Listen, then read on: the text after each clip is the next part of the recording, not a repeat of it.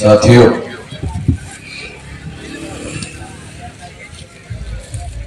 बहुजन मुक्ति पार्टी नागपुर जिला इसके द्वारा शेतकरी कष्टकरी हक्क अधिकार परिषद आज या ठिकाणी पार्श्वभूमीला आयोजित करण्यात आलेली आहे आणि या शेतकरी परिषद मध्ये जे विषय ठेवण्यात आलेले आहेत त्यामध्ये ईव्हीएम मशीन मुळे होतोय मतदारांचा अपमान व लोकशाहीचा अपमर्द। दूसरा विषय है ओबीसी व सर्व जाती जनगणना न केल्यामुळे होत आहे बहुसंख्य जनतेचे नुकसान। तीसरा विषय है ब्राह्मणी सत्ता बहुजन महापुरुषाचा अपमान करून करत आहे देशातील 96.5% जनतेचा अपमान। चौथा है बौद्ध गया महाबोधी महाविहार बौद्धांच्या ताब्यात मिळणे न्यायसंगत। पाचवा है शेतकऱ्यांच्या मालाला हमीभाव मिळणे देशहिताचे। साथियों, सध्या देशामध्ये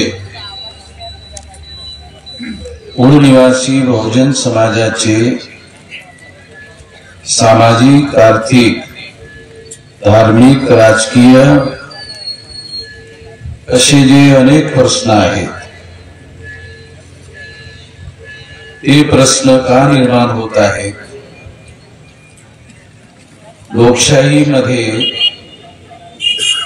लोकशाहीत जागृती वाढत असताना लोकांमध्ये जागृतीचं प्रमाण मोठ्या प्रमाणामध्ये वाढत असताना आणि जनतेमध्ये असंतोष पसरत असताना हे सर्व होत असतानाही मोठ्या प्रमाणामध्ये फक्त काँग्रेस आणि बीजेपी ह्याच पक्षांना मत का पडतात? जे लोक दीर्घकाळापासून सत्तेवर नियंत्रण करत आहेत आणि जनतेचे प्रश्न सोडवण्यामध्ये अपयशी ठरत आहेत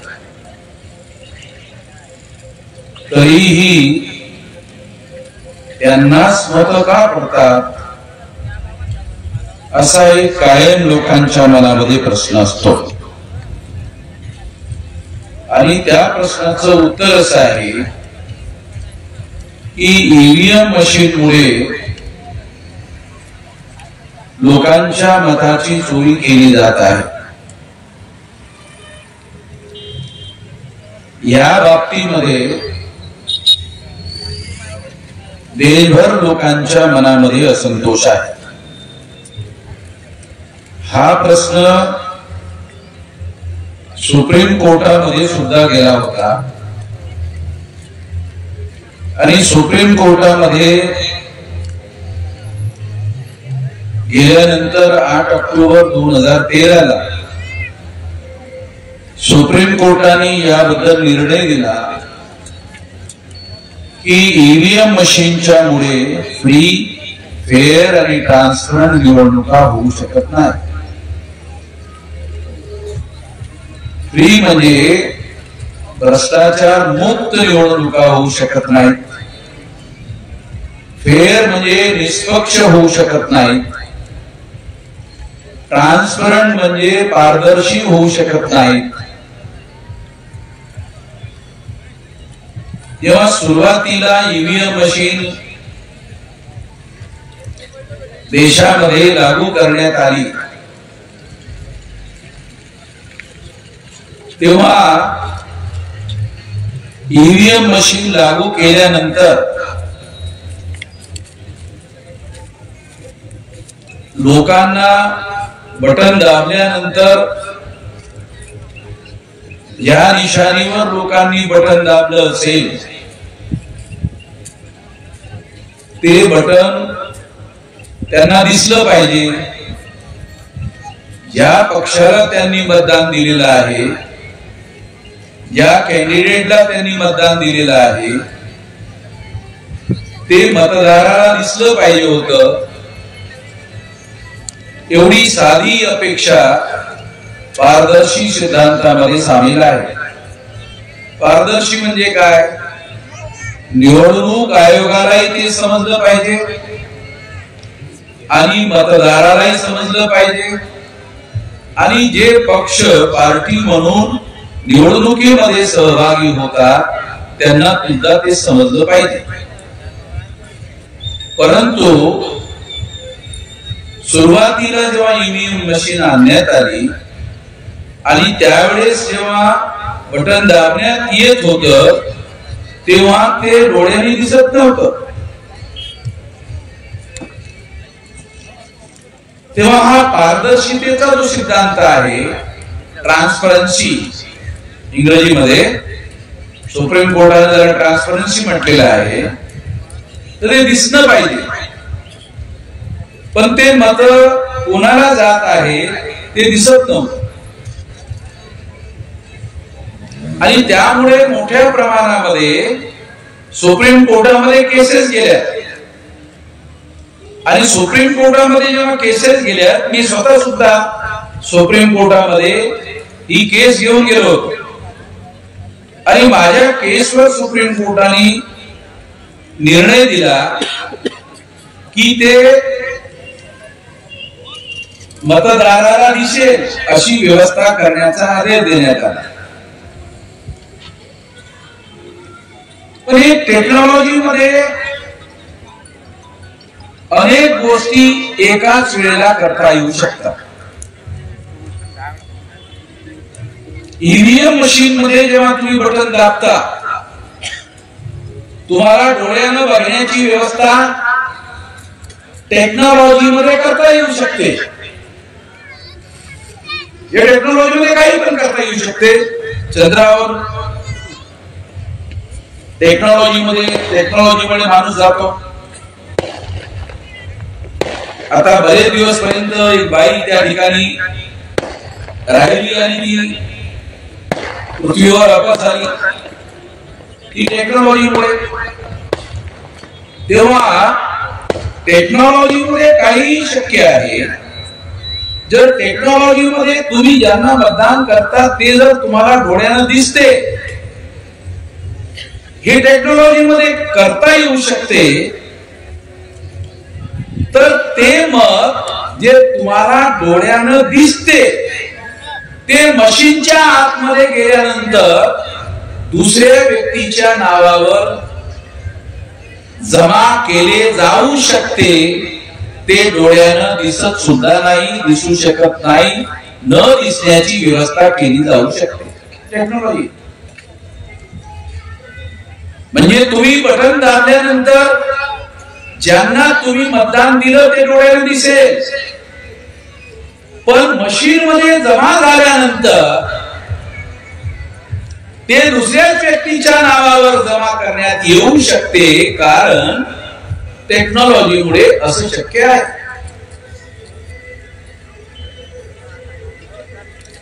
आणि असं शक्य होत असल्यामुळे टेक्नॉलॉजीच्या द्वारे निवडणुका ह्या पारदर्शी राहत नाही. मतदारांबरोबर धोकेबाजी होऊ शकते. मोठ्या प्रमाणामध्ये धोकेबाजी होऊ शकते आणि अशी धोकेबाजी मोठ्या प्रमाणामध्ये होत आहे. जेव्हा ईव्हीएमच्या माध्यमातून निवडणुका होणं सुरू झाल्या तेव्हा तुम्हाला काही बाबतीत माहिती असेल, लालकृष्ण अडवाणी त्यावेळेस बीजेपीचे सर्वात मोठे नेते होते. आता कुठे आहेत? लालकृष्ण अडवाणी मरण पावले नाही, जिवंत आहेत, पण ते कुठे आहेत ते माहित नाही. त्यांनी ईव्हीएम मशीन मध्ये घोळ होतो असा मुद्दा काँग्रेसच्या विरोधामध्ये उपस्थित केला आणि उपस्थित केल्यामुळे तो जगातील लोकांना माहित आहे. लालकृष्ण अडवाणीमुळे माहित आहे. लालकृष्ण अडवाणी ज्या पक्षाचे अध्यक्ष होते, कार्यकर्ते होते, त्यांच्याशी आम्ही सहमत नाही, त्यांच्या विचारधारेशी सहमत नाही, पण प्रामाणिकपणा हा इंडिव्हिज्युअल गुण आहे. अडवाणीला खिसगंतीमध्ये जमा करण्यात आलंय, अडगळीमध्ये टाकण्यात आलं, ते त्याच्या प्रामाणिकपणामुळे. त्यांनी काही विचारधारेबरोबर धोकेबाजी केली नाही. पण अडवाणी ईव्हीएम मशीनच्या विरोधात होते आणि काँग्रेसचे लोक या बाबतीमध्ये अडवाणीशी संपर्क करत होते आणि ते असं म्हणत होते की तुमचं जर असं म्हणणं असेल की आम्ही 10 वर्ष ईव्हीएम मध्ये 4 आणि 9 ला घोटाळा करून सरकार बनवलेलं आहे, ठीक आहे, आम्ही तुमचं हे म्हणणे मान्य करतो, तुम्ही 10 वर्ष करा, पण आमची एक अट आहे. म्हणजे काय अट आहे? ईव्हीएम मुळे घोटाळा होतो हे बोलणं बंद करा.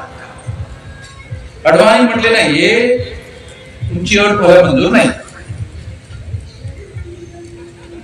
मग काँग्रेसच्या लोकांनी विचार केला की अडवाणी तर फार शक्तिशाली नेता आहे, त्याचं तोंड कसं बंद करायचं? तर अडवाणीपेक्षा शक्तिशाली कोण आहे? तर त्यांना कळलं की अडवाणीपेक्षा शक्तिशाली आरएसएस आहे. मग आरएसएसशी संपर्क केला काँग्रेसच्या लोकांनी आणि आरएसएसच्या लोकांशी संपर्क केल्यानंतर आरएसएसच्या लोकांना त्यांनी समजावून सांगितलं की 10 वर्ष आम्ही घोटाळा करून सरकार बनवलेलं आहे, हा आरोप ठीक आहे, मला मंजूर आहे, परंतु त्या बदल्यामध्ये बीजेपीच्या लोकांनी घोटाळा करून 10 वर्ष बीजेपीचं राज्य आणावं. आमचं काही म्हणणं नाहीये. आमचं म्हणणं एवढंच आहे की ईव्हीएम मशीनच्या बाबतीमध्ये बोलू नये.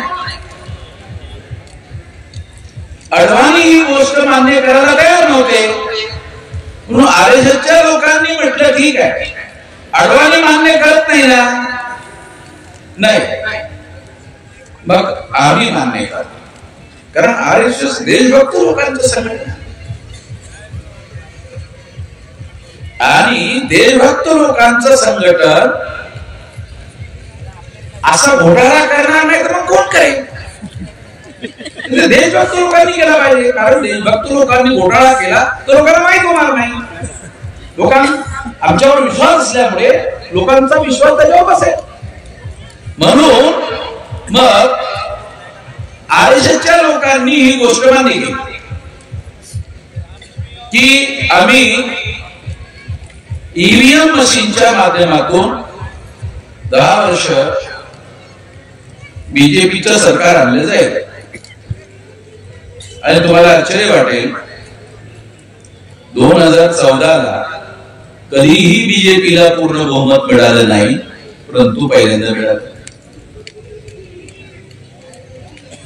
2019 ला पूर्ण बहुमताचं सरकार बनलं. तिसऱ्यांदा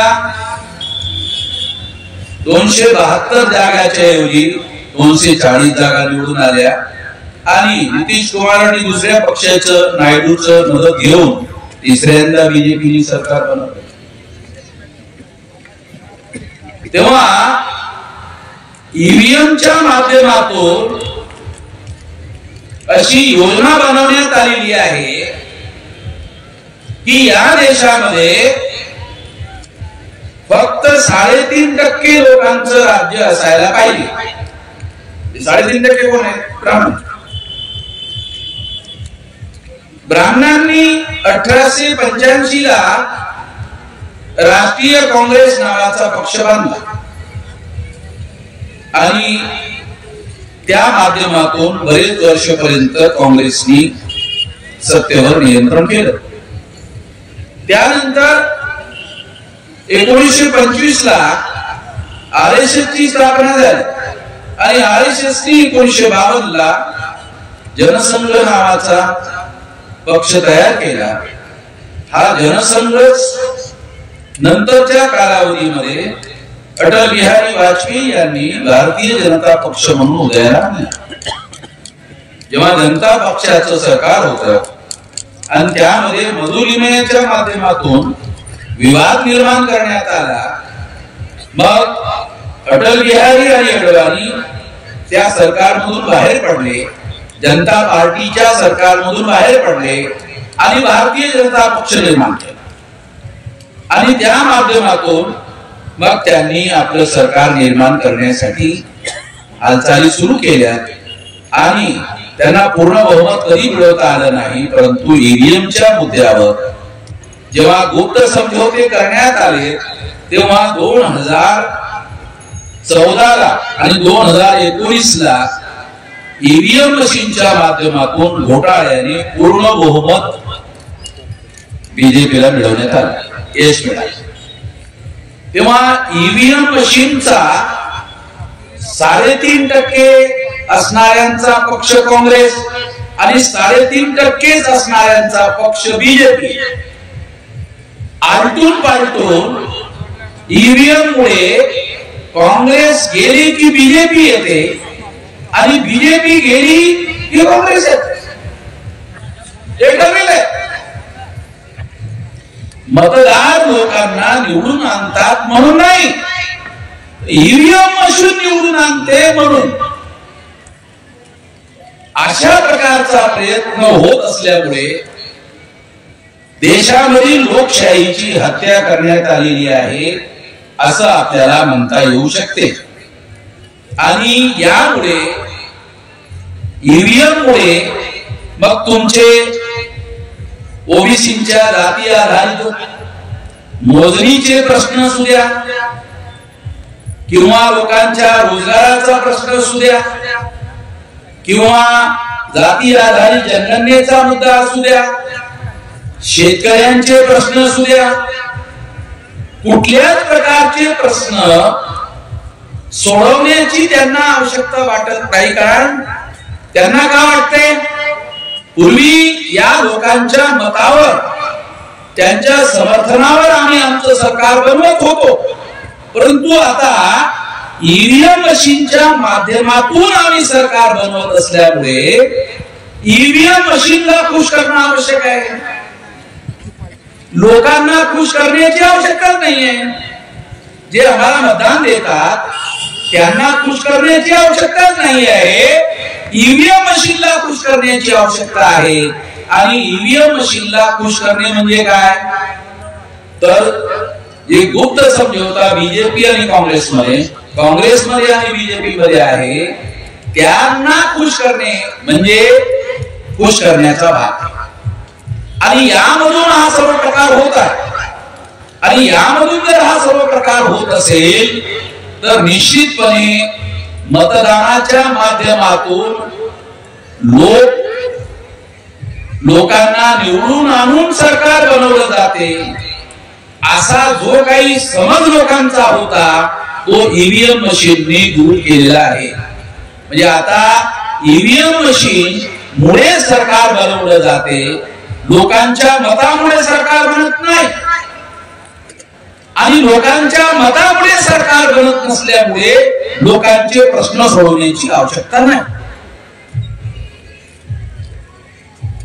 अशी मोठी समस्या निर्माण झालेली आहे. आणि अशी मोठी समस्या निर्माण झाली असल्यामुळे लोकांचे मूलभूत प्रश्न सोडवणं शक्य होऊन राहिलेले नाही. ही बाब समजून घेणं आवश्यक आहे. दुसरा एक विषय आहे बौद्ध गयामध्ये बौद्ध महाबोधी महाविहार. हे ब्राह्मणांच्या नियंत्रणामध्ये कसं काय गेलंय? हा एक महत्वपूर्ण प्रश्न आहे. गोदांचं स्थळ आहे तर ते जाण्याचं कारण 9 लोकांची कमिटी बनवण्याचं ठरवण्यात आलं. व्यवस्थापन समिती 9 लोकांची असावी असं बनवण्यात आलं. असा कायदा इंग्रजांच्या कालावधीमध्ये नव्हता. इंग्रज जेव्हा गेले आणि पंडित जवाहरलाल नेहरू जेव्हा देशाचे प्रधानमंत्री झाले त्यावेळेस असा कायदा करण्यात आला. आणि त्या कायद्यामध्ये काय करण्यात आलं की 4 लोक हिंदूचे असतील आणि 4 लोक बौद्धाचे असतील आणि अध्यक्ष, त्या व्यवस्थापन समितीचा अध्यक्ष बौद्ध गया जिल्ह्याचा जो जिल्हाधिकारी असेल तो त्या कमिटीचा अध्यक्ष आहे. असा कायदा करण्यात आला. आणि त्या कायद्यामध्ये अशी व्यवस्था करण्यात आली की बौद्ध गयाचा जो जिल्हाधिकारी आहे तो हिंदू असणं आवश्यक आहे. तो हिंदू असलाच पाहिजे. हिंदू असला पाहिजे याचा दुसरा अर्थ ब्राह्मण असला पाहिजे. ब्राह्मण लोकांनी स्वातंत्र्यामध्ये काय केलं, ब्राह्मणांची लोकांना एलर्जी आहे म्हणून ब्राह्मणांना लपण्यासाठी एक नवा शब्द तयार केला, हिंदू. दयानंद सरस्वती असं म्हणायचे की हिंदू मुसलमानों की दीदी गाली है. परंतु हे लोक तरीही त्या नावाचा राजकारणामध्ये आपल्याला वापर करता येईल आणि अल्पसंख्याक लोकांना बहुसंख्याक लोकांवर राज्य करता येईल म्हणून ही व्यवस्था करण्यात आली.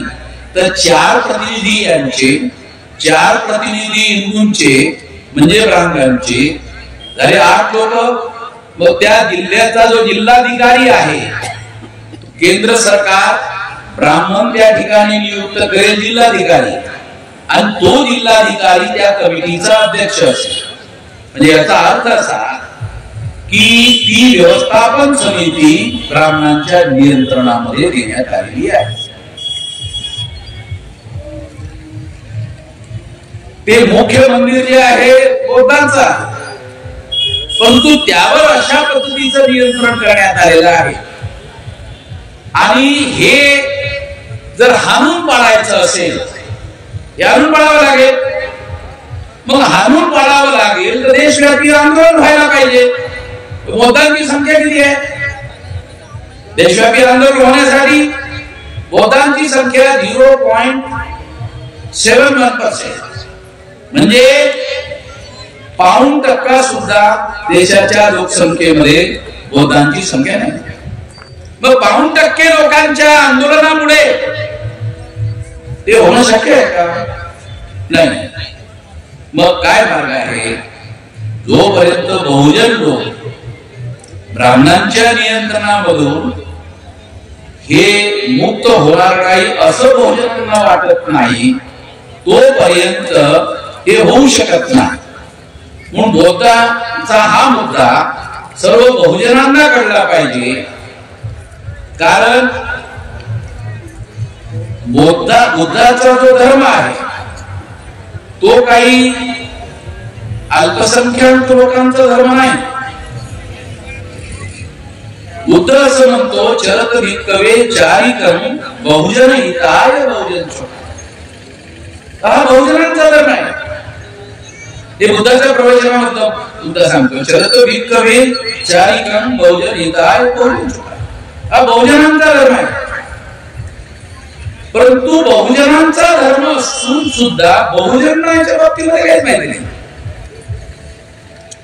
बहुजनांना माहिती नसल्यामुळे ब्राह्मण लोक या परिस्थितीचा फायदा घेत आहेत.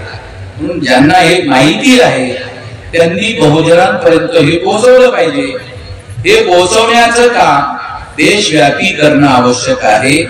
त्यासाठी योजनाबद्ध पद्धतीने हा कार्यक्रम चालवणं आवश्यक आहे. म्हणून एक मोठं आंदोलन आम्ही निर्माण करत आहोत, ज्यामध्ये बहुसंख्य लोक या मुद्द्यावर समर्थन देतील यासाठी तयारीचा भाग म्हणून, पूर्वतयारीचा भाग म्हणून देशामध्ये असे अनेक कार्यक्रम होत आहेत. आजचा कार्यक्रम सुद्धा त्यासाठीच होत आहे. तेव्हा यासाठी बहुसंख्य लोकांनी पाठिंबा द्यावा एवढी अपील करून मी माझं म्हणणं या ठिकाणी संपवतो. मला पुन्हा उद्या कोल्हापूरच्या भागामध्ये कार्यक्रम असल्यामुळे रात्रीच नागपूरवरून फ्लाईटने पुण्याला जावं लागेल. पुण्यावरून सकाळची गाडी घेऊन पुन्हा मला कोल्हापूरकडे जावं लागेल. त्यामुळे मला माझं म्हणणं या ठिकाणी संपवावं लागत आहे आणि मला जावं लागत आहे. हा कार्यक्रम कार्यकर्त्यांनी चालू ठेवावा आणि तुम्ही सुद्धा शांतपणे सहकार्य करावं एवढं अपील करून मी माझं म्हणणं या ठिकाणी संपवतो. धन्यवाद.